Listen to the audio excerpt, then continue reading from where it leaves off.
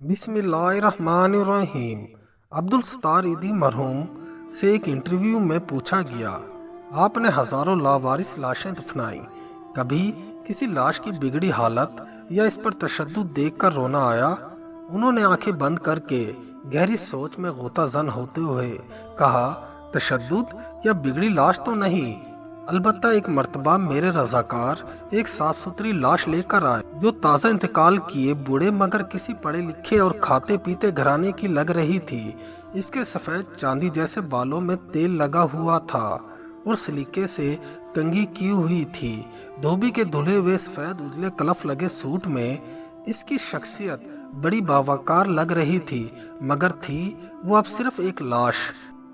ईदी साहब फिर कुछ सोचते हुए गोया हुए, हमारे पास रोजाना कई लाशें लाई जाती हैं, मगर ऐसी लाश जो अपने नक्श छोड़ जाए कम ही आती है। इस लाश को मैं गौर से देख रहा था कि मेरे रजाकार ने बताया।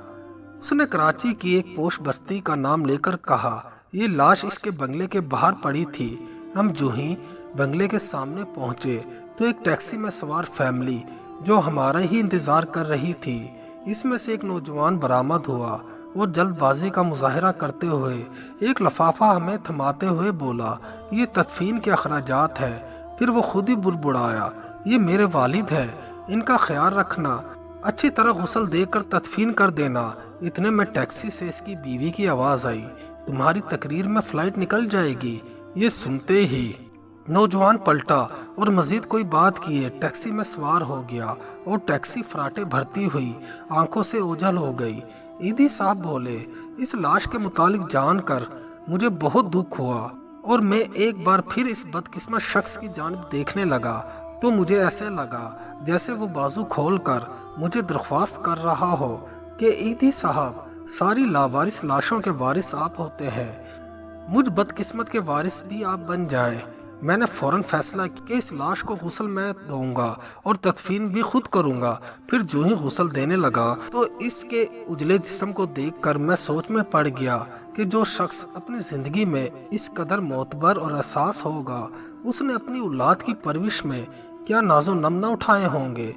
मगर बेटे के पास तदफीन का वक्त भी ना था। इसे बाप को कब्र में उतारने से ज्यादा फ्लाइट निकल जाने की फिक्र थी। और यूं इस लाश को गुस्ल देते हुए मेरे आंसू छलक पड़े। फिर वो अपने कंधे पर रखे कपड़े से आंसू पूछते हुए बोले, इस दिन मैं इंसानियत की डूबती नैया पर रो पड़ा। खुदारा अपनी औलादों की ऐशो इशरत की बजाय बेहतर तालीम और तरबियत पर ज़्यादा फोकस करें। अल्लाह पाक से दुआ है कि अल्लाह पाक हमें नेक काम करने की तौफीक अता फरमाए। आमीन या रब्बुल आलमीन। दोस्तों, अगर मेरी ये वीडियो आपको पसंद आई है तो मेरी वीडियो को ज़्यादा से ज़्यादा लाइक करें, मेरी वीडियो को ज़्यादा से ज़्यादा शेयर करें और मेरे चैनल को सब्सक्राइब करें। शुक्रिया।